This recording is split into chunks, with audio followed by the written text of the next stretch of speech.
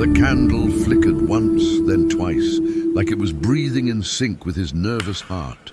Across the small wooden table, the chair remained empty. The single seat meant for the woman he'd been waiting to meet. Ethan Cole checked his watch for the third time, trying not to let the sting of disappointment show on his face. The restaurant around him hummed with quiet laughter, clinking glasses, and soft piano music. But at his table there was only silence. The soft light caught the reflection of the untouched coffee in front of him. Now cold, a mirror of the emptiness settling inside his chest, he told himself this would be different. That maybe this time, after months of loneliness, he'd find someone who could see past his scars, both the visible ones and the ones life had carved deep into his spirit. But the minutes dragged on, and every passing moment felt heavier than the last. His blind date, arranged by a kind co-worker, had vanished before it could even begin. He smiled faintly, more to comfort himself than out of any real amusement, thinking maybe fate just wasn't on his side tonight. If you believe in kindness, in forgiveness, and in second chances that come when we least expect them, make sure to like, comment, share, and subscribe to Gracefulness Empathy. Because sometimes the most beautiful moments arrive right when we've stopped waiting for them. Ethan was about to stand and leave when he heard the sound of tiny footsteps. Hesitant but determined, he looked up to see a little girl, no older than 5, standing beside his table. She wore a pale blue dress, and her golden curls framed a face so innocent it almost seemed to glow under the warm restaurant lights. She clutched a small stuffed bunny, its ear slightly torn, and looked up at him with a mix of fear and courage. "My mom is sorry she's late," she said softly, her voice barely louder than a whisper. For a second, Ethan thought he'd misheard. But before he could respond, she climbed onto the chair opposite him, her small feet swinging just above the floor. "She told me to tell you not to leave," she added, gazing at him with earnest eyes that seemed far older than her years. Something inside Ethan shifted. An ache, a warmth he couldn't quite explain. A few moments later, a woman appeared near the entrance, breathless, searching. Her long chestnut hair was slightly damp from the drizzle outside, and her beige coat clung to her frame. When her eyes found the table and the little girl sitting there, she froze for a heartbeat, then smiled apologetically. "I'm so sorry," she said when she reached them, her voice trembling slightly.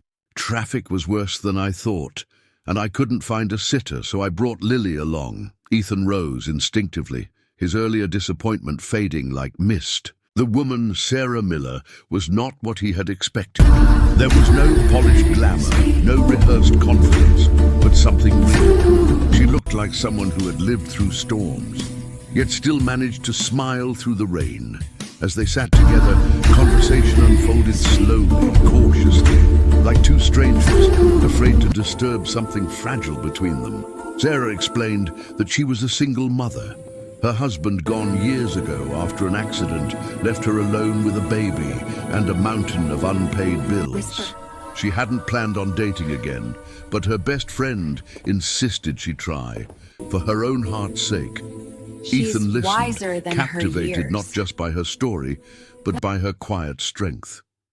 He found himself talking, too, about how his life had been split between corporate meetings and empty nights since losing his fiancée in a car crash 3 years ago. He hadn't been on a single date since. He'd built walls around his heart, convincing himself that love was something that belonged to the past. But sitting there, watching Lily feed a sugar cube to her imaginary Tea Party bunny, something in him softened. The night stretched longer than either of them intended. The restaurant emptied slowly, leaving just a few lingering diners and the faint scent of coffee and rain in the air. When Sarah went to pay, Ethan stopped her gently, smiling. "Let me," he said. "After all, I made you both wait."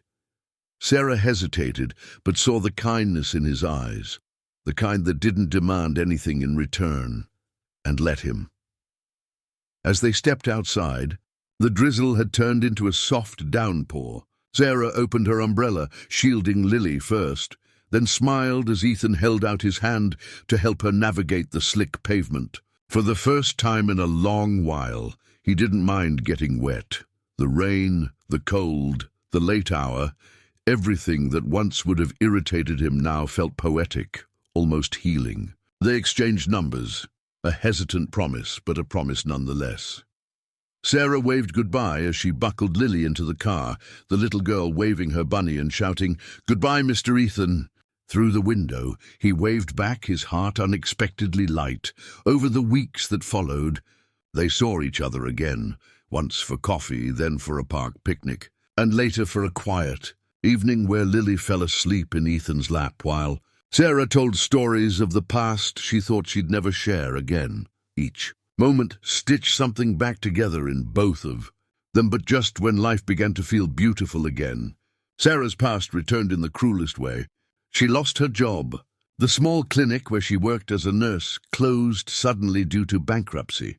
She tried to hide it, not wanting Ethan to feel burdened.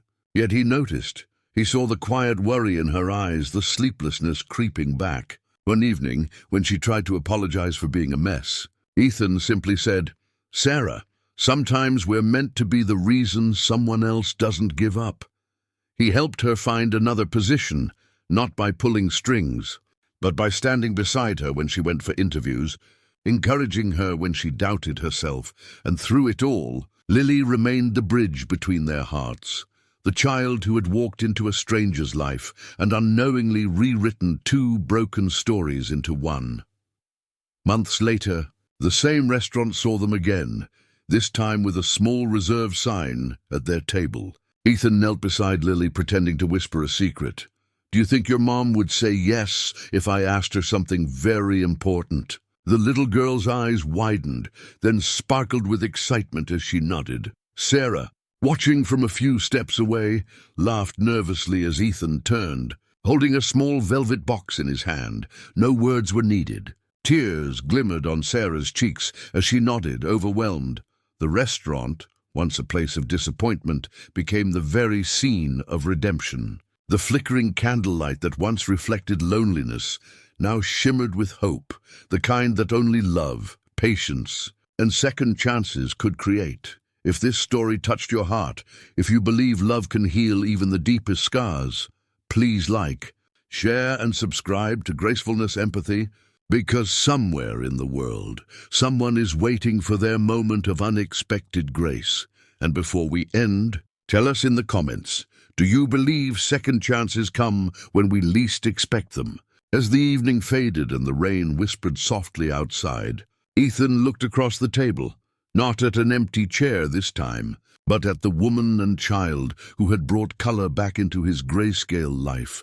And in that gentle silence, he realized that sometimes love doesn't walk in when you plan it. It walks in holding a child's hand, saying softly, "My mom is sorry she's late."